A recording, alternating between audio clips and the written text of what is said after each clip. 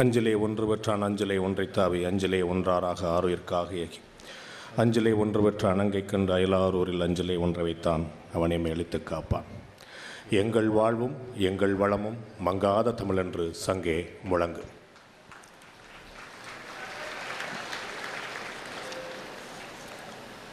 கைதட்டு வாங்கிறதுக்கு இவ்வளோ சுலபமான வழி இருக்கும்போது கஷ்டப்பட்டு ஆங்கிலத்தில் பேசிய அருமை முதல்வர்களே,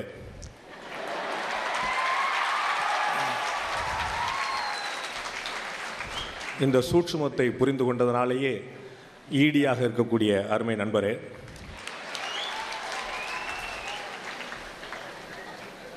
கரூரிலிருந்து இங்கு வந்து நடக்கக்கூடிய நிகழ்ச்சி எல்லாம் வேடிக்கை பார்த்து கொண்டிருக்கக்கூடிய அந்த கல்லூரியுடைய முதல்வரே, ஒரே மேடையில் 3 முதல்வர்களை வைத்து அழகு பார்த்து கொண்டிருக்கக்கூடிய இந்த கல்லூரியுடைய சேர்மன் அவர்களே,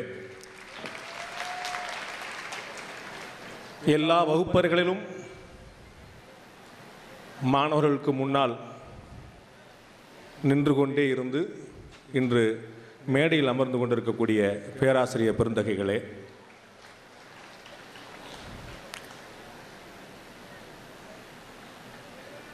எதிர்கால தலைமுறையை தீர்மானிப்பதற்காக எதிர்கால இந்தியாவை தன்னுடைய வலதுகை விரலில் வைத்து கொண்டிருக்கக்கூடிய என்னுடைய அருமை சொந்தங்களே, என்னுடைய அருமை மாணவ செல்வங்களே, என்னுடைய அருமை கண்மணிகளே, உங்கள் அனைவரையும் சந்திப்பதில் மிகுந்த மகிழ்ச்சி. இந்த இனிய மாலை பொழுதில் இந்த கல்லூரியை பற்றி சம்பிரதாயத்துக்காக இல்லாமல் உண்மையிலேயே பாராட்ட வேண்டிய விஷயங்கள் சில இருக்கின்றன. இந்த கல்லூரி எவ்வளோ கவனமாக இருக்குது பாருங்கள்.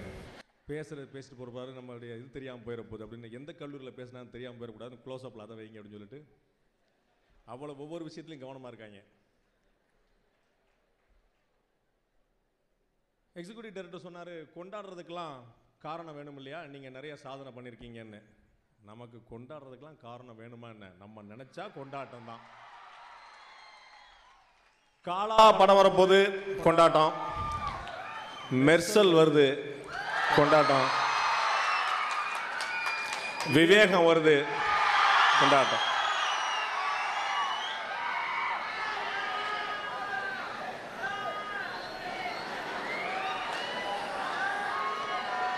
அவங்களுக்கெல்லாம் எவ்வளவு பெரிய சந்தோஷம் பாருங்க. சூப்பர் ஸ்டார் ரஜினிகாந்த் அவர்கள் போயஸ் தோட்ட இல்லத்தில் இருக்கிறாரு.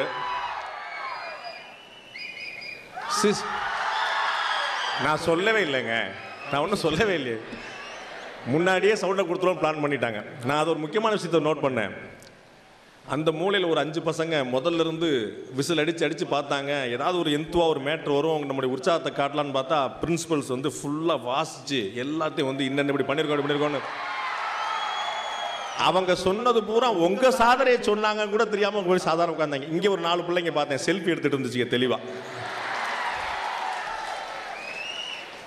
அடுத்த முறை இந்த அரங்கத்துக்குள் சிசிடிவி கேமராவும் சேர்த்து வைக்கும்படி கேட்டுக்கொள்கிறேன். யார் யார் என்னென்ன பண்ணாங்கிறத பார்த்துலாம் நாளைக்கு வகுப்பறையில் இப்போ வந்து திரும்ப உதவும். ஸோ காலா படம் வரப்போது, சூப்பர் ஸ்டார் வந்து படம் ரிலீஸ் பண்ணியிருக்காரு. தொடர்ந்து இந்த ஸ்ட்ரைக்கு கடையிலையும் படப்பிடிப்பில் நடிச்சிட்டு இருக்கிறாரு. அந்த பேரை சொன்னாலே அதிருது, படம் பேரை சொன்னால் அதிருது. ஒரே ஒரு ஃபர்ஸ்ட் லுக் போஸ்டர் கொடுத்தாரு. அந்த ஜீப்பை பார்த்துட்டு அந்த ஜீப்பை தயாரித்த ஓனர், இந்த ஜீப்பை எனக்கு கொடுத்தீங்கன்னா என்னுடைய ஆஃபீஸில் நான் காட்சி பொருளாக வச்சுருப்பேன் அப்படின்னாரு. உடனே அந்த படத்துடைய தயாரிப்பாளர் தனுஷ் ரஜினியுடைய மருமகன் தனுஷ் வந்து இந்த ஜீப்பை நான் உங்களுக்கு ஃப்ரீயாகவே கொடுத்துறேன், நீங்கள் வச்சுருங்க அப்படின்னாங்க.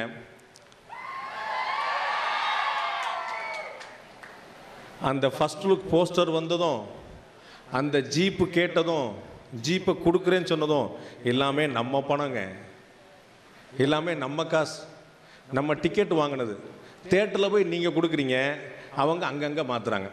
தேட்டரில் போய் நீங்கள் கொடுக்குறீங்க, அவங்க அங்கங்கே மாற்றுறாங்க. இப்போ நண்பர் வரும்போது பேசிட்டு வரும்போது சொன்னார், இது மாதிரி எல்லாருமே ரொம்ப ஒரு ஜாலியான மூடில் இருக்காங்க சார், நீங்கள் எதாவது ஜாலியான விஷயம் பேசுங்க சார் அப்படின்னாங்க. எனக்கு ஜாலியான விஷயம் பேசவே வராதே, நான் பூரா சீரியஸாகவே உட்காந்துட்டு இருப்பேன். எல்லாரையும் முறைச்சி பார்த்துட்டு என்ன பதில் சொல்லுவாங்க, அந்த பதிலேருந்து என்ன கேள்வி எடுக்கலாம், இப்படியே உட்காந்துருப்பேன். நம்மளை போய் ஜாலியான பேசணும் என்ன செய்யறதுன்னு யோசிச்சுட்டே இருந்தேன். அப்புறம் சீரியஸாக சில விஷயத்தை ஜாலியாக சொல்லிடுவோன்னு பார்த்தேன். சீரியஸாக சில விஷயத்தை ஜாலியாக சொல்லிடுன்னு பார்த்தேன். இப்போ யார் அடுத்து அரசியலுக்கு வர போகிறாங்க அப்படின்னு தமிழ்நாட்டில் ஒரு பெரிய போட்டி நடக்குது. என்னை மாதிரி பத்திரிகையாளர்களுக்கு ஒரே குழப்பம்.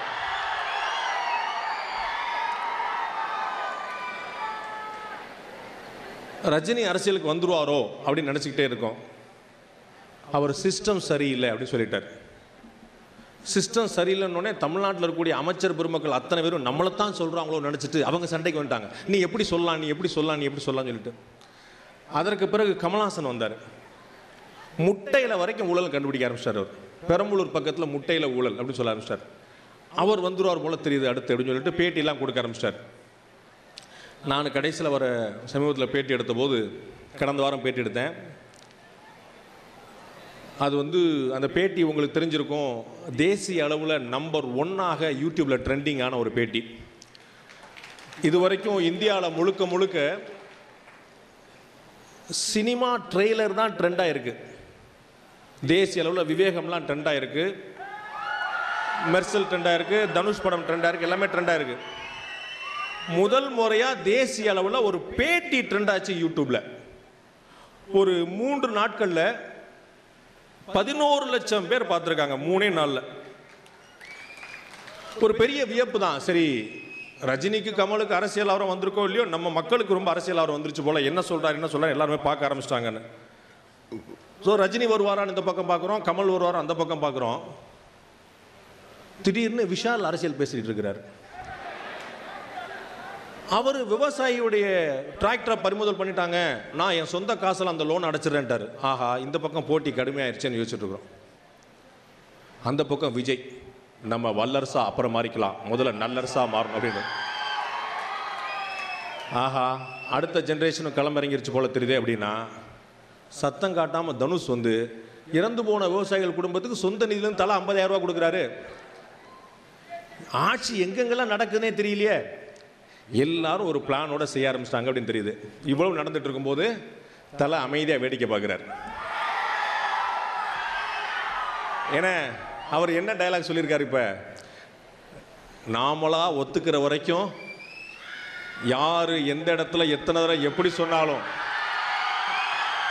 நீயா ஒத்துக்கிற வரைக்கும் உன்னை தோக்கடிக்க முடியாதுன்னு சொல்லியிருக்கிறார். அவர் இன்னொரு இடத்துலையும் சொன்னார், தமிழ்நாட்டில் இந்தியாவில் அதிகமான தோல்வி படங்களை கொடுத்தது நான். என் அளவுக்கு வேற யாராவது தோல்வி படங்களை கொடுத்துருந்தாங்கன்னா காணாமலே போயிருப்பாங்க. நான் தோல்வியிலேருந்து திரும்ப திரும்ப திரும்ப திரும்ப எதிர்ச்சிட்டே வரேன்னு சொன்னார்.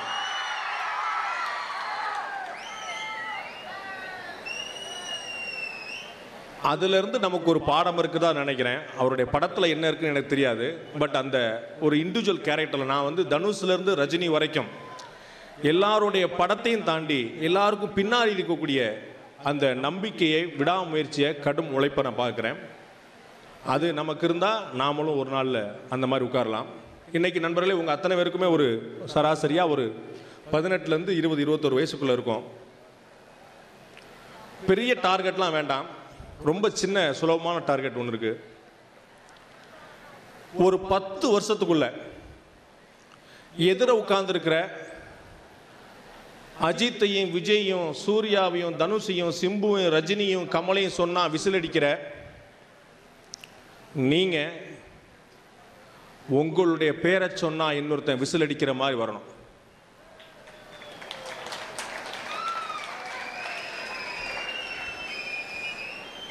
பேரை சொல்லும் போது தான் இந்த பக்கத்துல இருந்து கைதட்டு வந்துச்சு. கடைசியில் ஒரு கருத்து சொல்லும் போது இந்த பக்கம் தான் கைதட்டு வந்துச்சு. ஏன்னு சொல்லு. இந்த வாங்கக்கூடிய அவார்டு ரிவார்டு இருக்குல்ல பார்த்தீங்களா, நீங்கள் எண்ணிக்கங்க. இந்த வாங்கக்கூடிய விருதுகள், பரிசுகள் யார் அதிகம் வாங்குறாங்கன்னு, ஆண்களா பெண்களா, மாணவர்களா மாணவிகளா எண்ணிக்கங்க. அதிகம் வாங்குவது மாணவிகளாக இருக்கிறார்கள்.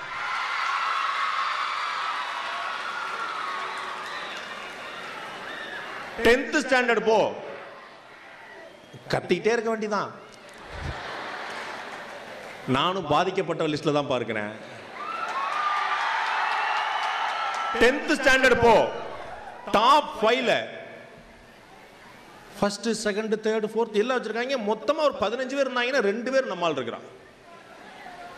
+2ல வேற பிள்ளைங்க வந்து திருப்பி மொத்த மார்க் வாங்கிட்டு போது நம்மால் அங்கே காணும் தேடி பிடிச்சா 2 பேர் இருக்கான் 3 பேர் இருக்கான். அவனும் பெருசாக கண்ணாடி போட்டிருக்கான், இப்படி ஒல்லியா இருக்கான். தேடி தேடி பார்த்தா நம்மால காணோம். அவன் தான் பஸ் ஸ்டாப்பில் பிக்கப் பண்ணுறதுக்கும் சென்ட் ஆஃப் பண்ணுறதுக்கும் போயிட்டு இருக்கிறானே. நம்ம பிள்ளைங்க நல்லபடியாக படித்து வரணுங்கிற ஒரு தியாக உணர்வோடு இருக்கிறானே. நம்ம நாளைக்கு எப்படினாலும் படிச்சுக்கிடுவோம், நமக்கு ஒரு மேட்ரு கிடையாது, நம்ம என்னைக்குனாலும் படிச்சுக்கலாம். பிள்ளைங்களுக்கு படிக்கிறதுக்கு சந்தர்ப்பம் கம்மி, அவங்க வீட்டில் படிக்க வைக்க மாட்டாங்க, ஏதோ இந்த ஜென்ரேஷன்லாம் படிக்க வந்திருக்காங்க ஃபஸ்ட் டைமா அப்படின்னு அவங்களுக்கு ஒரு தியாக உணர்வோட, ஒரு பெற்றோரை போல, ஒரு அன்பான சகோதரனை போல கூடவே இருந்து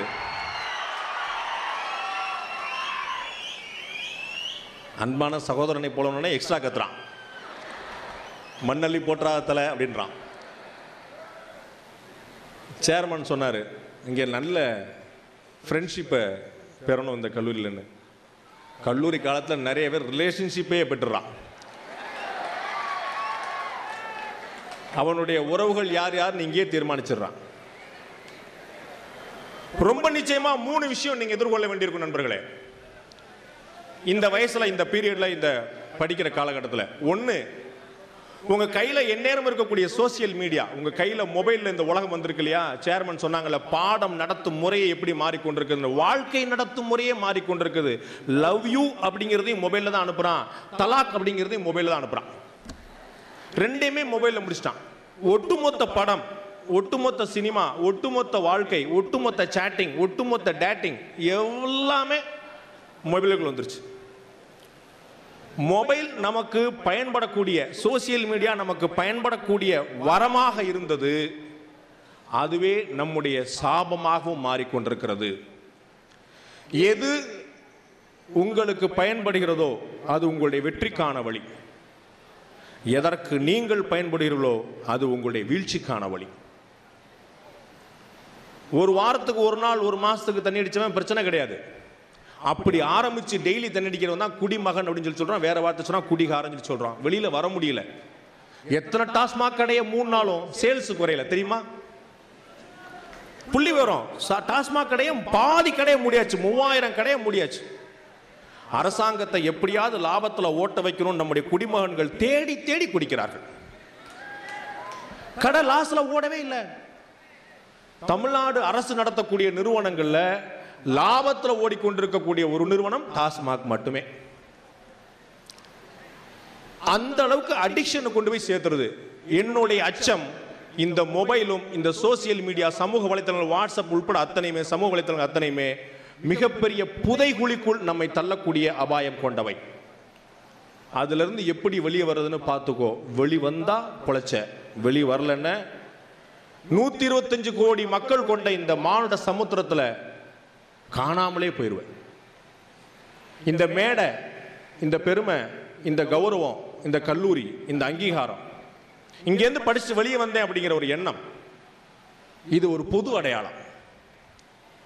உனக்கு நீ தனியா தேடிக்கணும். உன்னுடைய பெயரை சொன்னால் உன்னுடைய தரம் எளிதில் விளங்க வேண்டும்.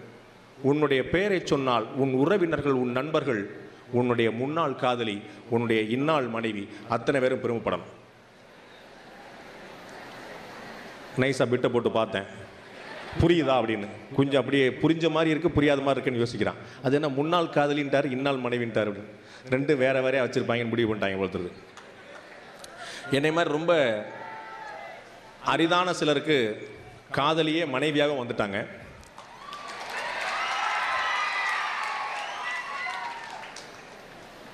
பாராட்டி கைதட்டுறாங்களா, பச்சாதாபத்தில் கைதட்டுறாங்களானே தெரியல. பாவம் சார் அவர் அப்படின்னு. நானும் என்னுடைய மனைவிட்ட சொல்லிகிட்டே இருப்பேன். அவங்களுடைய ஃப்ரெண்ட்ஸும் ஒரு 3 பேர் லவ் பண்ணாங்க, வேற வேற ஆளை. இந்த பக்கம் ஒரு 3 பசங்க நாங்கள் இருந்துட்டு இருந்தோம், அவங்களும் வேற வேற ஆள் தான். அந்த 3 பேரும் வேற வேற ஆளை கல்யாணம் பண்ணிக்கிட்டாங்க. 6 கல்யாணத்துக்கு நாங்கள் 2 சேர்ந்து போனோம். 3 ஜோடி, ஆனால் 6 கல்யாணம். ஒவ்வொன்றும் பார்க்கும்போது எனக்கு எப்படி இருந்திருக்கும். தப்பிச்சிட்டான், விவரமாக இருந்திருக்கான், எதை எதை எங்கெங்கே வச்சுருக்கோம் அவனுக்கு விவரம் புரிஞ்சிருக்கு, நமக்கு புரியலையே நினச்சிட்டு இருக்கோம். காதல் நண்பர்களே, உங்களுடைய கல்லூரி எப்படி அணுகிறது என்று தெரியவில்லை. நான் போற இடங்கள்லாம் நிச்சயமா நான் பேசுறேன். எனக்கு பேசல எந்த தயக்கமும் இல்லை. இன்னைக்கு காதலிச்சாதான் ஆண்மகன், காதலிச்சாதான் இளம்பெண், காதலிக்கலன்னா நீ ஜடம் சடலம் நினைக்க ஆரம்பிச்சிட்டான். நீ எல்லாம் இருந்து என்ன, நீ எல்லாம் இருந்து என்ன, ஒண்ணுமே இல்ல. நாம சும்மா போயிட்டு இருப்போம், கூட இருக்கிறவன் மாப்பிள்ள உன் ஆள் போதுமா, டேய் நான் என் ஆள் எப்படா சொன்னேன், உனக்கு தெரியாது மாப்பிள்ள, முந்தானே உன்னை பார்த்துச்சு. மைகா, முந்தானத்து அது மட்டுமா பார்த்துச்சு? முந்தானத்து எங்கள் அக்கா பார்த்துச்சு, எங்கள் அம்மா பார்த்துச்சு, எங்கள் சித்தி பார்த்துச்சு, எங்கள் மாமா பார்த்துச்சு, அத்தை பாட்டி பார்த்துச்சு, பெரியம்மா பார்த்துச்சு. முந்தானத்து அது பார்த்துச்சு. அப்போ உன்னை லவ் பண்ணது மாப்பிள்ள முந்தானத்து பார்த்ததுக்காடா? வாசல்ல அயன் பண்ணுறவன் டெய்லி பார்க்குறான், டிரைவர் கண்டக்டர் டெய்லி பார்க்குறான். எத்தனை பேர் பார்க்கறது? இல்லை மாப்பிள்ள நீ பாரு, கரெக்டாக 7:50 பஸ்ஸுக்கு தான் வருது. எதனால சொல்லு, நீ 7:50க்கு வர்ற. ரெண்டு பேரும் ஒரே ஊர்லேருந்து வர்றோம், ஒரே பஸ்ஸில் வந்தால் தாண்டா டயத்துக்கு காலேஜ் போக முடியும். இல்லை மாப்பிள்ள உனக்கு தெரியல.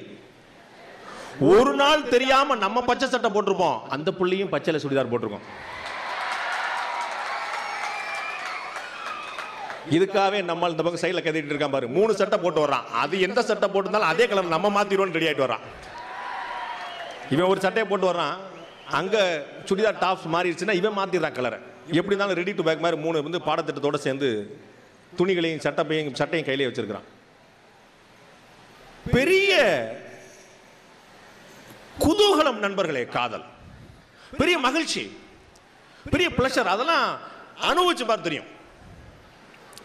பெரிய சந்தோஷம், பெரிய பெருமை. நமக்காக ஒரு ஜீவன் இருக்குது நினைக்கிற அந்த பெருமை இருக்கு பாத்தியா, பெரிய ஆனந்தம். ஆனா எங்க பிரச்சனையா தெரியுமா, நமக்காக அந்த பொண்ணு தான் நிக்குதுன்னு நாம நினைச்சிருக்கிறதும், நமக்காக அந்த பையன் தான் இருக்கிறான்னு அந்த பொண்ணு நினைக்கிறது தான் பெரிய பிரச்சனை. அது இந்த பையன் உன்னை பார்க்கறதுக்கு முன்னாடி, இந்த பொண்ணு உன்னை பார்க்கறதுக்கு முன்னாடி உன்னை கண்ணுக்குள்ள வச்சுட்டு உங்க அப்பா உங்க அம்மா இருந்தாங்க, அது உனக்கு தெரியறதே இல்லை.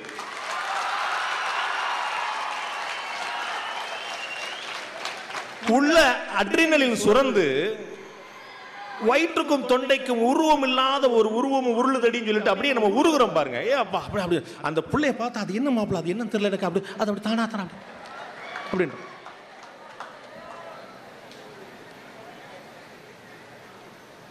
நல்லா யோசிச்சு பாரு. இது வந்து வயசு கோளாறு. சொன்னா எனக்கு வயசாயிருச்சுன்னு சொல்லுவேன். நான் அங்கதான் கடந்து வந்திருக்கிறேன், அதனால சொல்றேன். அதை கடந்து வந்திருக்கிறேன், அதில் நடந்து வந்திருக்கிறேன்.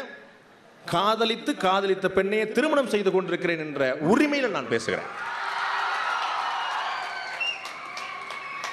வைரமுத்து பெரிய கவிதைகளை பெரும் பட்டியலா சொல்வார். காதலித்து பார் என்னென்னலாம் நடக்கும், தபால்காரன் உனக்கு தெய்வமா தெரிவான். இன்னைக்கு தபால்காரன்லாம் கிடையாது, நமக்கு தான் வாட்ஸ்அப் இருக்கே.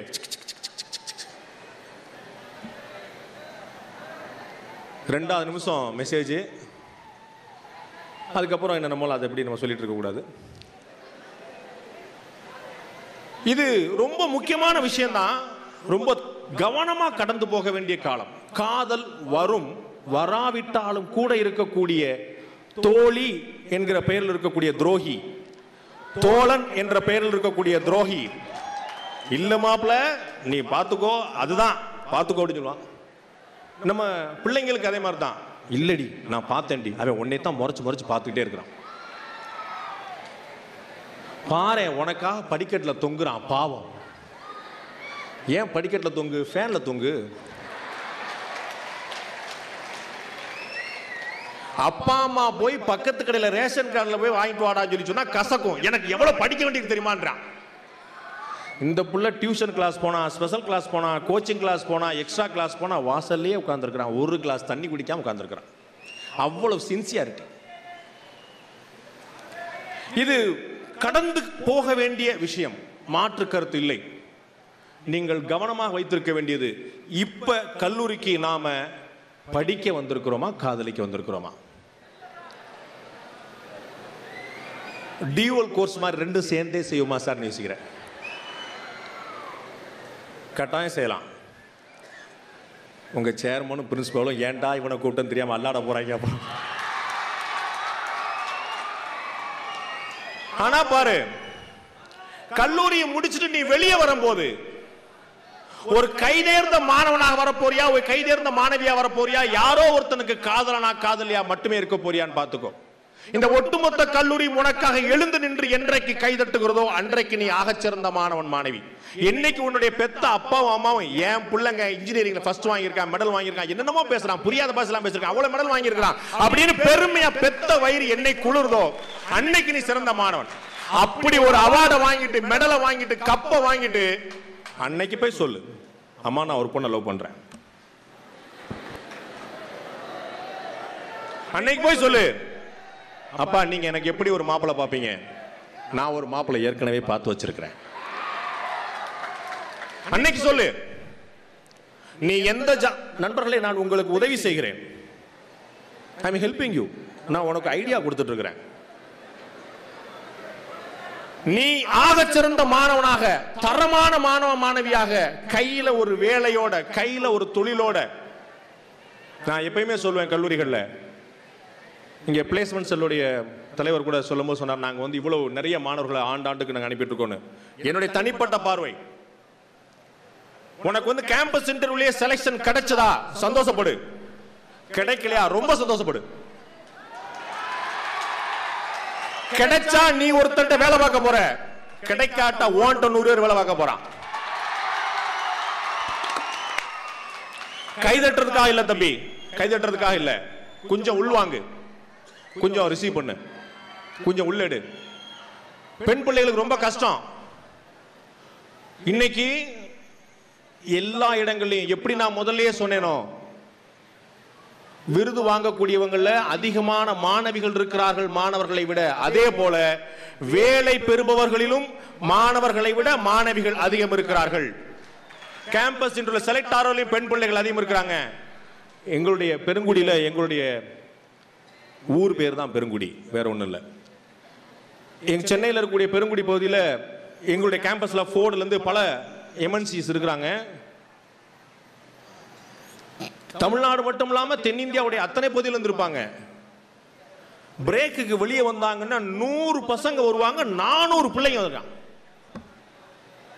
அவ்வளவு பிள்ளைங்க கட கட கடன்னு படிச்சு உன்னுடைய பாதுகாப்போட நல்லா படிச்சு முன்னுக்கு வந்து அடுத்த வேலைக்கு போயிடுறாங்க.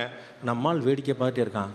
கடைசியில் நம்ம கூட சரி சரின்னு சொன்னா பைக்கிலலாம் பின்னாடி வந்தாலேப்பா, படார்னு கார்ல ஏறி போயிட்டாலே அடிமா. அந்த பிள்ளைகள் விவரமாக இருக்கிறார்கள். குடும்பத்தில் என்ன எதிர்பார்க்குறாங்க, நல்லா படி, முன்னேறு, சொந்தமா உழ. இன்னைக்கு 2 பேரும் வேலைக்கு போக வேண்டியது கட்டாயமாயிருச்சு. பெண் பிள்ளைகளுக்கு ரொம்ப விவரமா தெரிஞ்சிருச்சு. Which is a very good fact. ரொம்ப அற்புதமான விஷயம். பெண்கள் அதிகம் வேலைக்கு வருகிறார்கள். இந்த பெண்களை போல மிகப்பெரிய வியப்புக்குரியவர்கள் வேற எங்கும் பார்க்க முடியாது. வீட்டில் அவ்வளோ வேலையும் செய்கிறாங்க, வெளியில் அவ்வளோ படிப்பும் படிச்சிடுறாங்க, கடைசியில் வேலையும் பார்த்துடுறாங்க. நண்பர்களே, எத்தனை பேர் உங்க வீட்டுல வீட்டு வேலைன்னு ஒண்ணு செய்வீங்க? சாப்பிட்டுட்டு எத்தனை பேர் தட்டை அலம்பி வைப்பீங்க சொல்லுங்களேன். ஏய், நீ பக்கத்து வீட்டு வேலையை சொல்ற, நான் நம்ம வீட்டு வேலையை சொல்றேன். பக்கத்து வீட்டு வேலை, ஏத்த வீட்டு வேலை நாங்களும் பார்த்துருக்கிறோம். நான் சொல்றேன் நம்ம வீட்டு வேலை. நம்ம வீட்டுல சாப்பிட்ட தட்டை எத்தனை பேர் கிளீன் பண்ணி வச்சிருக்கீங்க? எத்தனை பேர் சொந்தமா நம்முடைய ட்ரெஸ் அயன் பண்ணி வச்சிருக்கீங்க? இந்த பிள்ளைகள் தன்னுடைய ட்ரெஸ் அயன் பண்ணி, தன்னுடைய அண்ணன் ட்ரெஸ்ஸையும் அயன் பண்ணி, அப்பாக்கும் சாப்பாடு வச்சுட்டு தனக்கும் சாப்பாடு வச்சு வந்து நிக்கிறாங்க. ரொம்ப பாரபட்சமா போயிட்டேனோ, கொஞ்சம் நம்ம பக்கம் வரும். அப்படி வேகம் ஆண்களிடம் மட்டும்தான் இருக்கிறது, விவேகம் பெண்களிடம் இருக்கிறது. ரெண்டும் சேர்ந்தா தான் உலகம் பேலன்ஸ் ஆன வச்சுக்கோ. இப்போ ஒரு சின்ன தகவல் நான் பரிமாற விரும்புறேன். அதிகமான பெண்கள் வேலைக்கு போறாங்க, உண்மை. நமக்கான இடம் பறிமுதல் செய்யப்படவில்லை. நான் எப்படி முதல்ல சொன்னேன், கேம்பஸ் இன்டர்வியூல பாஸ் ஆனா சந்தோஷப்படு, பாஸ் ஆகலன்னா ரொம்ப சந்தோஷப்படு சொன்ன மாதிரி, வேலை அவங்களுக்கு கிடைச்சு பரவாயில்ல விட்டு கொடுத்துரு. அவங்களுக்கு வேலை போட்டு கொடுக்குற ஆளா நீ மாறு. இதே பெண் பிள்ளைகளுக்கு வேலை போட்டு கொடுக்கக்கூடிய திறமை படைத்தவர்களாக ஆண்கள் வரட்டும், மாணவர்கள் வரட்டும். நீ ஒரு ஆண்டர்பிரனரா மாறு, நீ ஒரு பிசினஸ் பண்ண. பெண்களுக்கு அந்த வாய்ப்பு மிக குறைவு. பல குடும்பங்கள்ல இப்ப கல்லூரிக்கு அனுப்புறதே பெரிய விஷயம். நீங்க சுத்தி சில பகுதியில் அரியலூர்ல இருந்து பெரம்பலூர்ல இருந்து நீங்க அக்கம்பக்கெல்லாம் கேள்விப்பட்டிருப்பீங்க. நீங்க திருச்சி வந்து ஒரு பெருநகரமா மாறிச்சு. இது பக்கத்துல சுத்தி போனீங்கன்னா அங்கெல்லாம் கல்லூரிக்கு வர்றதே பெரிய விஷயமா இருக்கு. பெண் பிள்ளைகள் கல்லூரி படிப்புக்கு வர்றதே பெரிய வித்தை. வேலைக்கு போறது அடுத்த கட்டம், தொழிலுக்கு சாத்தியமே இல்லை. ஆனா இளைஞர்களுக்கு, மாணவர்களுக்கு, ஆண்களுக்கு வேலைக்கு போவதும் சுலபம், தொழில் துவங்குவது அதை விட சுலபம். 100 முறை சொல்கிறேன், தொழில் துவங்கிப்பார், நீதான் உனக்கு பாஸ். 30,000 சம்பளம் 40,000 சம்பளம் வாங்கிட்டு மாசமானா 1ஆம் தேதி ஆனா எவ்வளவு செலவழிக்கணும், எவ்வளவு வருமானம் இருக்குன்னு எண்ணிக்கிட்டே இருக்கணும். தொழில் பண்ணா கையில எந்நேரமும் காசு போடுவாங்க. எனக்கு தொழில் பண்றதுல, எனக்கு பிசினஸ் பண்றதுல அவ்வளவு ஆசை. நான் 2-3 பிசினஸ் பண்ணியிருக்கேன், நிறைய மேடைகள் அதை பத்தி பேசியிருக்கேன். திருப்பி நான் ரிப்பீட் பண்ண ஒரு பிசினஸ் பண்ணி பாருங்க, ஒரு ஆண்டர்பிரனரா இருந்து பாருங்க. ஒரு சின்ன முதலீட்டுல சின்ன பெட்டி கடை ஆரம்பி. பெட்டி கடை ஆரம்பி. இன்ஜினியரிங் படிச்சுட்டு பெட்டி கடை வச்சிருக்கான்னு பக்கத்துல இருக்கிற சிரிப்பான், சிரிக்கட்டும். அந்த பெட்டி கடை நாளைக்கு ஒரு ஷாப்பிங் மாலா மாறும். நீ உழைச்சன, நீ நம்பின ஒரு பாட்டுல வர்றதுக்கு இது வந்து பாஷா படம் கிடையாது. ஒரு பாட்டுல வர்றதுக்கு பாஷா படம் கிடையாது. 8 ஆண்டுகள்ல ஒரு கல்லூரி டாப் 10ல வர முடியும், டாப் 5ல வர முடியும்னா 8 ஆண்டுகள்ல உன்னால ஏன் நம்பர் 1 மனிதனா வர முடியாது? எப்படி சாத்தியமாகுது? 550 கல்லூரி இருக்கு. பாதி கல்லூரிகள் அரசியல் பெருமக்களால் வந்தது. எனக்கு தெரிஞ்சு எத்தனை கல்லூரி விலைக்கு வந்திருக்கு தெரியுமா? கல்லூரிகள் விற்பனைக்கு தெரியுமா? என்கிட்ட கேட்கிறாங்க, சார் அந்த காலேஜ் விற்பனைக்கு இருக்கு, இந்த காலேஜ் விற்பனைக்கு சொல்லுங்க. அப்படி கல்லூரி நடத்துவது நடத்த முடியாத நஷ்டத்துக்குரிய பிசினஸா மாறி இருக்கக்கூடிய சந்தர்ப்பத்தில் இப்படி ஒரு சக்சஸ்ஃபுல் பிசினஸா டாப் 10ல 550 டாப் 10ல 2 கல்லூரி, 2மே தன்னுடைய சொந்த கல்லூரி ஒரே கேம்பஸ்ல கொண்டு வர முடியுமா? கொண்டு வந்திருக்கிறாங்களே. ஒரு ராமகிருஷ்ணன் அவர்களுக்கு சாத்தியமான விஷயம் ஒரு அனிதாக்கும், சுனிதாக்கும், முருகேசனுக்கும், மாடசாமிக்கும் சாத்தியமாகாதா? அவரும் நம்மளை போல மனிதர் தானே, அவரும் நம்மளை போல உழைப்பாளி தானே. அவருடைய அப்பா சொல்லியிருக்காரு, நான் வரும்போது கேட்டேன், உங்களுடைய சேர்மனுடைய தகப்பனார் நீ ஒன்றும் படிக்கலாம் போக வேண்டான் இருக்கிறார். அவர் விவசாய குடும்பத்தை சேர்ந்தவர்கள், அவருடைய தந்தை. ஏன் அப்படின்னா, நீ படிச்சு கிடிச்சு போனா எங்கேயாவது வேலைக்கு போயிடுவ, தொழிலை யார் பார்த்துப்பா? அவருடைய கவலை எதுவாக இருந்திருக்கு. ஆனாலும் நான் படிப்பேன் என்று அவருடைய கிராமத்திலேயே முதல் பொறியியல் மாணவராக படித்து வெளிவந்து விவசாயத்தை பார்த்து கல்லூரியை உருவாக்கி மிகப்பெரிய தொழில்களை, ஏகப்பட்ட தொழில்கள் பண்ணிட்டு இருக்காரு. எத்தனை தொழில் பண்ணியிருக்காரு அவருக்கே மறந்து போகும். திடீர்னு நம்ம தான் ஞாபகப்படுத்துறானே, அந்த விட்டு இங்க சொல்ல வேண்டியிருக்கும். எப்படி சக்சஸ்ஃபுல்லா பண்ண முடிஞ்சது? 8 வருஷத்துல ஒரு கல்லூரி, 7 வருஷத்துல ஒரு கல்லூரி, 17 வருஷத்துல கரூர் கல்லூரி. எப்படி வெற்றி பெற முடிஞ்சது? இன்னைக்கு டார்கெட் பிக்ஸ் பண்ணுங்க. கரெக்டா நம்ம ஆள் பிக்ஸ் பண்றோம்ல, நம்முடைய ஆள் யாருன்னு பிக்ஸ் பண்றோம்ல, நம்முடைய டார்கெட் என்னன்னு பிக்ஸ் பண்ணுங்க. 10 வருஷம் டைம். இதுல வெளியே வந்தோம்னா மகிழ்ச்சி, வெளியே வரலன்னா யூ வில் இன் ட்ரபிள். 10 வருஷம் நான் மேடைக்கு மேல வந்தாகணும், என்னுடைய பேர் என்னுடைய உறவினர்களுக்கு தெரிந்தாகணும். நீங்க தொழில் பண்ண போகும்போது, ஒரு தொழில் துவங்க போகும்போது உங்களுடைய உறவினர்கள், நண்பர்கள்லாம் கேலி பண்ணுவாங்க. நீ தொழில் பண்ணி கிழிச்சதெல்லாம் போதும், ஒழுங்கா நீ வேலைக்கு போன்னு சொல்லுவாங்க. பல்ல கடிச்சிட்டு உங்களுடைய பலம் என்ன, உங்களுடைய பலவீனம் என்று உணருங்கள். என்ன செஞ்சா வெற்றி அப்படின்னு டார்கெட் ஃபிக்ஸ் பண்ணுங்க, என்ன செஞ்சா தோல்வி அப்படின்னு தெரிஞ்சுக்குங்க. அந்த தோல்வியை வரவிடாம பண்றது எப்படின்னு பார்த்துக்குங்க. அடுத்தடுத்த கட்டத்துக்கு வேகமாக ஓடிட்டே இருங்க, நிச்சயமா வெற்றி சாத்தியம். முதல் விஷயம் சோசியல் மீடியா சொன்னேன். 2வது விஷயம் காதல் சொன்னேன், கொஞ்சம் பெருசாவே சொன்னேன். இன்னைக்கு வரக்கூடிய அந்த உணர்வை கொஞ்சம் தள்ளி போடுங்க. விட்டுருங்கன்னு சொல்ல, மறந்துருங்கன்னு சொல்லல, தாடி வைக்க சொல்லல, கடைக்கு போக சொல்லல, அப்படியே ஓரங்கட்டி வைங்க. உங்களுடைய வாழ்க்கையில நீங்க ஜெயிச்சு உங்களுடைய குரூப்ல அலுமினியில நாளைக்கு வரும்போது அந்த பையன் இந்த இயர் பேட்ச் அவன் எப்படி இருக்கான்னு தெரியுமா அப்படின்னு உங்க சர்க்கிள்ல பேசப்பட்டா, நீங்க எதிர்பார்த்துட்டு இருந்த பெண் உங்களுக்கே ஃபோன் பண்ணி ஹாய்டா ஹவ் ஆர் யூ எப்படி இருக்குன்னு கேட்கும். அதற்கு தேவை உங்களுடைய வேகம், உங்களுடைய விவேகம், நீங்கள் இருக்கக்கூடிய நிலை. உங்க கையில எவ்வளவு பணம் இருக்கு, நீங்க எவ்வளவு நல்ல மனுஷனா வெளியே வந்திருக்கிறீங்க, நீங்க எவ்வளவு தங்கமான இருக்கீங்க, ரியல் கேர், உண்மையிலேயே அக்கறை நீங்க எடுக்கக்கூடிய எவ்வளவு இருக்கீங்க அப்படின்னு சொல்லி பார்த்தா, உங்களுடைய பெற்றோர்கள்ட்டே போய் ஓடி போக வேண்டிய அவசியம் இல்லை நண்பர்களே. தோல்வி அடைய வேண்டிய அவசியம் இல்லை. காதல் என்பது எப்போதும் ஒரு வரமாக இருக்க வேண்டும், ஒருபோதும் அது ஒரு சாபமாக இருக்கக்கூடாது. இவனை காதலிச்சேனே அப்படின்னு ஒவ்வொருத்தரும் பெருமைப்படணும், இவனை காதலிக்க முடியலையேன்னு ஒவ்வொருத்தரும் பொறாமப்படணும். அந்த அளவுக்கு அற்புதமான மனிதர்களாக மாறுங்கள். பணம் சம்பாதிக்கணுமா, எச்ச மேட்ரு, சம்பாதிப்போம். நல்ல மனுஷனா உள்ளேயே இருப்போம், நல்ல மனுஷனா வெளியில இருந்து வர முடியாது. நாளிலிருந்து நான் நல்ல மனிதனாக உருவாகிறேன் அப்படி சொல்லி டை கட்டு வந்தா நல்ல மனுஷனா மாற முடியாது. நல்ல மனுஷனா மாறுங்கிற உள்ள குணத்திலேயே இருக்கும். இன்னைக்கு நம்ம ரஜினியை பத்தி பேசும்போது என்ன சொல்றோம், நல்ல மனுஷருங்கன்றோம். நல்ல நடிகர் சொன்னா கமலை சொல்லிடுறோம், நல்ல மனிதர் சொல்லி நம்ம ரஜினி சொல்றோம். எப்படி எப்ப எங்கேயா சர்டிபிகேட் வாங்கிட்டு வந்தாரா, அவரை பார்த்தாலே நமக்கு தெரியுது, அவர் பேசினாலே நமக்கு புரியுது ஒரு நல்ல மனுஷன் தான், ஆத்மபூர்வமா பேசுறாரு அப்படின்னு தெரியுது. அந்த உள்ள வரணும். அப்படி ஒரு நல்ல மனிதராகவும் தேவையான பணம் பெறுபவராகவும் நீங்கள் மாறிவிட்ட பிறகு உங்களுடைய பெற்றோர்கிட்ட போய் சொல்லுங்க, அப்பா எனக்கு கல்யாணம் பண்ணி வைக்க போறேன், ஏதோ ஒரு பையனையும் ஏதோ ஒரு பொண்ணையை பார்த்து கல்யாணம் பண்ணி வைக்க போறேன், நான் இந்த பையனை இந்த பொண்ணை நான் பார்த்து வச்சிருக்கிறேன், நீங்க பாரு உனக்கு பிடிச்சிருந்தா நான் கல்யாணம் பண்றேன், உனக்கு பிடிக்கலன்னு நான் கல்யாணம் பண்ண மாட்டேன் அப்படி சொல்லி பாரு, கல்யாணம் பண்ணி வச்சிருவாங்க. அப்படித்தான் சொல்லி நான் கல்யாணம் பண்ணேன். நான் எங்கள் வீட்டில் கல்யாணத்தை பற்றி பேசும்போது எனக்கு 3 அண்ணங்க, ஒருத்தனை கூட கல்யாணம் ஆகலை. அப்பயே நான் எங்கள் வீட்டில் பேச வேண்டிய நிலைமை. ஏன், எங்கள் வீட்டம்மா அவங்க வீட்டில் மூத்தவங்க, அதனால் அவங்களுக்கு எங்கள் வீட்டில் நான் கடைசி, அவங்க வீட்டில் அவங்க முதல். அதனால் எனக்கு கல்யாணத்தை பற்றி பேச்சே எடுக்கல, அவங்க பற்றி கல்யாணத்தை ஜாதகம்லாம் எடுத்துட்டாங்க. அப்போ அவசரமாக போய் எங்கள் அப்பாட்ட டோக்கன் போட வேண்டியதாக போச்சு, அப்பா அப்பா அப்பா இந்த மாதிரி மேட்ரு அப்படின்னு.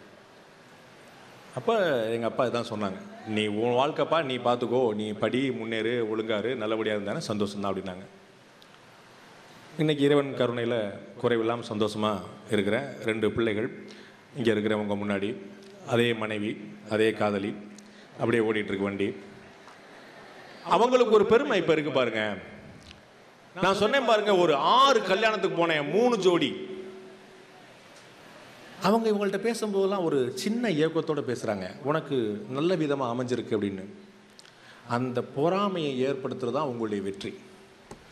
நல்ல புருஷன் உனக்கு கிடச்சிருக்கான்னு சொல்கிறதோட ஒரு பெண்ணுக்கு பெரிய பெருமை கிடையாது, நல்ல புருஷனாக இருக்கிறோன்னு சொல்கிறதோட ஒரு ஆணுக்கு பெரிய பெருமை கிடையாது. அது எப்படி ஆக முடியும்னு சொல்லி சொன்னால், நீ நல்ல மனுஷனாக முதல்ல இருக்கணும். நல்ல புருஷனா நல்ல மனைவியாங்கிறது அப்புறம், நல்ல மனுஷனாக நீ முதல்ல இருக்கணும்.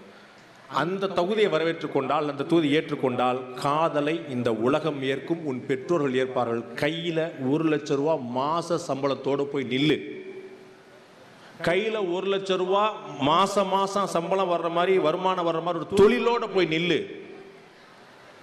உன்னுடைய அப்பா அம்மா, எந்த அப்பா அம்மா விளக்கு மாத்த கொண்டு அடி அப்படி சொல்லிட்டு இருந்தாங்களோ, அந்த அப்பா அம்மா அவன் தான் ஏதோ சொல்கிறான் என்னன்னு தான் கேளுங்களேன் அப்படிம்பாங்க. லாங்குவேஜே மாறும். ஏன், நீ சுயமா வெற்றி பெற பழகிட்ட, உனக்கு வெற்றி புரிவிட்டு விட்டது, நீ வாழ்க்கையில் வெற்றி பெற துவங்கி விட்டாய், அடுத்தடுத்த வளர்ச்சி தான். அப்படி சரியான பாதையை வாழ்க்கையில் தேர்ந்தெடுக்கக்கூடியவன் தன்னுடைய கணவனையும் மனைவியும் கூட சரியாகத்தான் தேர்ந்தெடுப்பான் என்ற அனுமானத்தில் உன்னுடைய பெற்றோர் உனக்கு இறங்கி வருவார்கள். உன்னுடைய கல்லூரியில் இருக்கக்கூடிய பேராசிரியர்கள் உனக்கு உதவி செய்வார்கள். நோட் பண்ணிக்கோ, நீ நல்லா படித்து நல்லா வர்றவனா இருந்தா, நீ மார்க்லேயே லாஸ்ட் பெஞ்சா இருந்தா, இந்த மேட்ரு ப்ரொஃபஸருக்கு தெரிஞ்சா, நீ எங்க உருப்பிட்ட மாதிரி தான், நீ இப்படியே பின்னாடி சுத்திட்டு தான் எங்க உருப்பிட போறன்னு சொல்லிட்டு இங்கே அஸ்து சொல்லிடுவாங்க. It's all about your career. காதல் என்பது, கணவன் மனைவி என்பது, திருமணம் என்பது வாழ்க்கையின் பெரும் தூரத்தில் இருக்கக்கூடிய ஒரு சின்ன பகுதி. அதுதான் ஒட்டுமொத்த வாழ்க்கைன்னு நினைச்சேன்ன, இழந்த பிறகு மீட்க முடியாமல் போய்விடும் நண்பர்களே. நேரம் காலம் 60 வயசுல திரும்பி பார்த்தேன்னா கழிவறக்கத்துல புழுங்கிருவேன். விட்டேனே விட்டேனே விட்டேனே விட்டேனே விட்டேனே விட்டேனே, நான் ஓடணும்னு நினைச்சேனே விட்டேனேன்னு அழுகுறேன். உன் கூட இருந்தவன் அத்தனை பேர் எங்கேயோ ஓடிப்பான். முதல்ல ஓடிக்கிட்டே இரு, டார்கெட் பிக்ஸ் பண்ணு, அடைஞ்சிரு, நெஞ்ச நிமித்தி அந்த ரிப்பனை கட் பண்ணி போய் நில்லு. ஜெயிச்சிட்டேன்டா ஜெயிச்சிட்டேன்டா ஜெயிச்சிட்டேன் போய் நில்லு. அப்ப வரும் பாரு உனக்கு பெருமிதம். 1 இல்லை 2 இல்லை 3 இல்லை, நீ 4 பேர்ல ஒன்று செலக்ட் பண்ணலாம். இது வேண்டாம் இது வேண்டாம் இது வேண்டாம் செலக்ட் பண்ணலாம். பொண்ணு பார்க்குற சொன்னேன், வாழ்க்கை உன் கையில் வரும். காதல் மட்டுமே வாழ்க்கை என்று சொன்னால் காதல் உன் கையில் வந்துவிடலாம், வாழ்க்கை வரும் என்பதற்கான உத்தரவாதம் இல்லை. மனைவி வந்த பிறகு ஒரு பூ, ஒரு புடவை, ஒரு புது துணி வாங்கிறதுக்கு செலவாகும். இந்த காலத்தில் எந்த மனைவியும் 5000 ரூபாய் குறைந்து புடவை வாங்குவதில்லை, சுடிதார் வாங்குவதில்லை. அந்த பக்கம் நீங்கள் போனீங்கன்னா சும்மாவா போத்தீஸும் ஆர்எம்கேவியும் 10 பிரான்ச்சாக தொடங்கிட்டே இருக்கிறாங்க. பூரா நம்ம பணம். அவ்வளவு காஸ்ட்லியானது வாழ்க்கை நண்பர்களே. என்னுடைய பிள்ளைகளுக்கும் சொல்ல, என்னுடைய பசங்களுக்கும் சொல்ல, வாழ்க்கை ரொம்ப காஸ்ட்லியான, வாழ்க்கை ரொம்ப கஷ்டமானதுன்னு சொல்ல மாட்டேன். வாழ்க்கை ரொம்ப காஸ்ட்லியானது.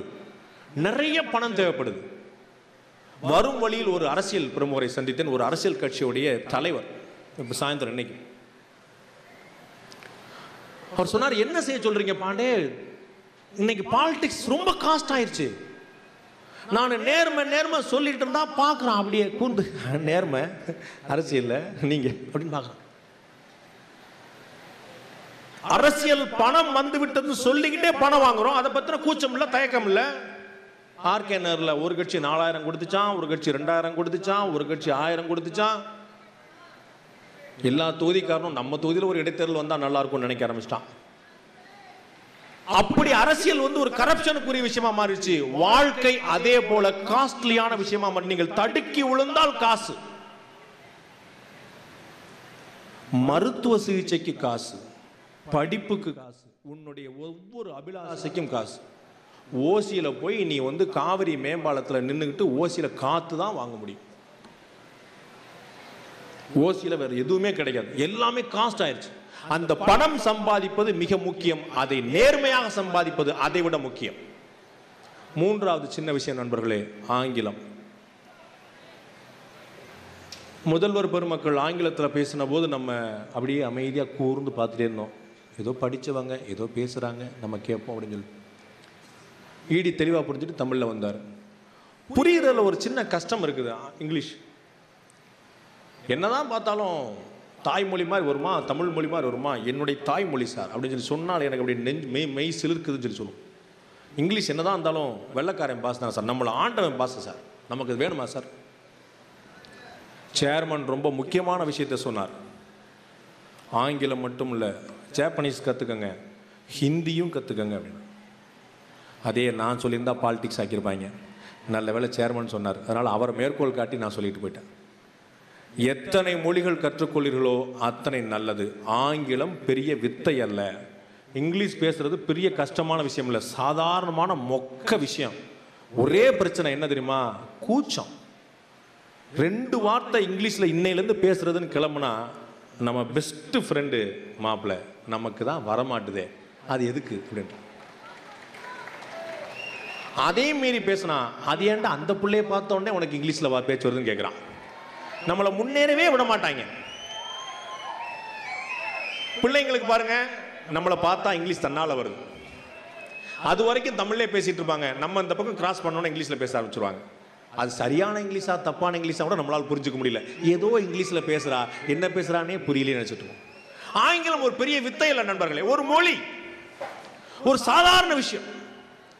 தமிழ் நமக்கு விற்பனத்துவம் வந்துருச்சு. ஒரு இப்படி தம்பி அழகா பேசினால, இங்க வந்துட்டு அறிமுகத்தில் தமிழ் பேசினால, எவ்வளவு சுலபமா, எவ்வளவு ஸ்பான்டேனியஸ், எதுவும் எழுதி வச்சுட்டு வரல, குறிச்சிட்டு வரல, எவ்வளவு ஸ்பான்டேனியஸா பேசினா. அதே மாதிரி ஆங்கிலம் பேச முடியும். அது நமக்கு வேணும் நீங்க நினைக்கணும், அது நமக்கு வரும் நீங்க நம்பணும். பயம் எந்த புது விஷயத்தையும் கற்றுக்கொள்ள உதவாது. நம்பிக்கை எல்லா புது விஷயத்தையும் தானே கொண்டு வரும்.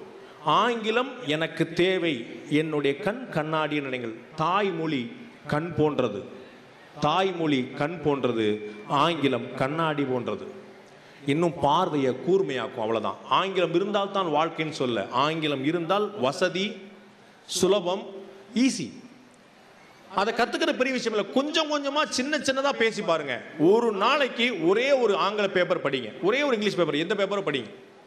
ஒரு நாளைக்கு ஒரே ஒரு இங்கிலீஷ் நியூஸ் சேனல்ல ஒரு ½ அன் அவர் புல்லட்டின் முழுமையா படிங்க, முழுமையா பாருங்க. காது கொடுத்து ஒரு ½ அன் அவர் 30 நிமிஷம் ஸ்பெண்ட் பண்ணுங்க. ஒரு இன்னொரு ½ அன் அவர் செலவழிச்சு ஒரே ஒரு ஆங்கில பேப்பர் படிங்க. உங்களுடைய உறவினர்கள்ட்டையும், உங்களை கேலி செய்யாத உண்மையான அக்கறை கொண்ட நண்பர்கள்ட்டையும் எப்போதும் விடாமல் தொடர்ந்து ஆங்கிலம் பேசுங்க. எவ்வளோ தப்பாக பேசுனாலும் சரியாக பேசுங்க. தொடர்ந்து முயற்சி பண்ணிட்டே இருங்க. என்னென்ன தப்புன்னு திரும்ப திரும்ப பாருங்க. சித்திரமும் கைப்பழக்கம், செந்தமிழும் நாப்பழக்கம். ஆங்கிலமும் அப்படியே பேச பேச தன்னால் வரும். 4 முறை பேசி பாருங்க, நிச்சயமாக வரும். ஆங்கிலம், காதல், சமூக ஊடகம். சமூக ஊடகம் மிகப்பெரிய ஆபத்து, மிகப்பெரிய வரம், ஒரு மிகப்பெரிய ஆபத்தாக மாறிக்கொண்டிருக்குது. அதில் எப்படி வெளியே வரப்போகிறோங்கிறது உங்களுடைய கையில் இருக்குது. உங்களுடைய கையில் தான் இருக்குது. மொபைல் எந்நேரமும் மிகப்பெரிய நேவிகேட்டர்லேருந்து நான் வாட்ச் கட்டுறதே இல்லை ரொம்ப நாளாக. ஏன்னா என்னோடய மொபைல்லே நான் கிளாக் பார்த்துக்கிறேன். மேப் தேவையில்லை, கால்குலேட்டர் தேவையில்லை, டைமர் தேவையில்லை. எவ்வளோ விஷயங்களை தேவையில்லாமல் ஆக்கிடுச்சு அந்த ஒரு மொபைல். வீடியோ, கேமரா, செல்ஃபி எவ்வளோ வந்துருச்சு. ரொம்ப அற்புதம், ரொம்ப சொகுசு, ரொம்ப வசதி. அதை உங்களுடைய கையடக்க கருவியாக நீங்கள் வைத்துக் கொள்ளுங்கள். அதோடைய கருவியாக நீங்கள் மாறிடாதீங்க. உங்களுடைய கையில் மொபைல் வச்சுருங்க, பத்திரம். ரொம்ப அற்புதமான கல்லூரியாக இருக்குது. பாஸ் பர்சன்டேஜ் ரொம்ப அற்புதமாக இருக்குது. அதை தாண்டி வாழ்க்கையில் என்ன தேவைப்படுதுன்னு ஒரே ஒரு கேள்வி மட்டும் நீங்கள் கேட்டுக்குங்க. முடிஞ்சால் உங்களுடைய பேராசிரியர் பெருமக்கள்கிட்ட சாதாரணமான சந்தர்ப்பங்களில் கேளுங்க. வாழ்க்கை என்ன தேவை கேட்கிறது? வாழ்க்கையில் வெற்றி பெறதுக்கு என்ன தேவைப்படுகிறது? வெறும் படிப்பு மட்டுமே போதுமானதாக இருக்கிறதா? அதை தாண்டி சமூகம் என்ன கேட்கிறது? பணம் சம்பாதிப்பதற்கான வழி என்ன? நிறைய விஷயங்கள் இருக்குண்ணே. எதுவுமே ஒரு நாளில் ஒரு நிமிஷத்தில் வந்து பேசி புரியறதில்லை. வாழ்க்கை மிகப்பெரியதாக இருக்கிறது, அகண்டு இருக்கிறது, விசாலமாக இருக்கிறது. ஒரே ஒரு வார்த்தை சொல்லுவேன், வாழ்க்கையை கண்டு கொஞ்சமும் அஞ்சாதீர்கள். கொஞ்சம் கூட பயப்படாது. சாதாரண விஷயம். இந்த வயசு நெருப்பு அப்படியே முழுங்குற வயசு. இதே வயசில் இன்னும் குறைந்தபட்சம் 10 ஆண்டுகளுக்கு ரொம்ப வேகமாக ஓட முடியும். கொஞ்சம் கூட தொய்யாமல், கொஞ்சம் கூட நிற்காமல் வேகமாக ஓடிட்டே இருக்கு. ஒரு இலக்கை நிர்ணயிச்சுட்டு வேகமாக ஓடிக்கிட்டே இரு. அஜித் சொன்ன மாதிரி, நீயா உன்னுடைய தோல்வியை ஒப்புக்கொள்ளுகிற வரை உன்னை யாரும் தோற்கடிக்க முடியாது. வாழ்க்கை உங்களுக்கு அத்தனை வெற்றிலையும் தரட்டும். இனிய மாலை, இனிய பொழுது, இனிய நண்பர்கள், இனிய சந்திப்பு. நன்றி, வணக்கம்.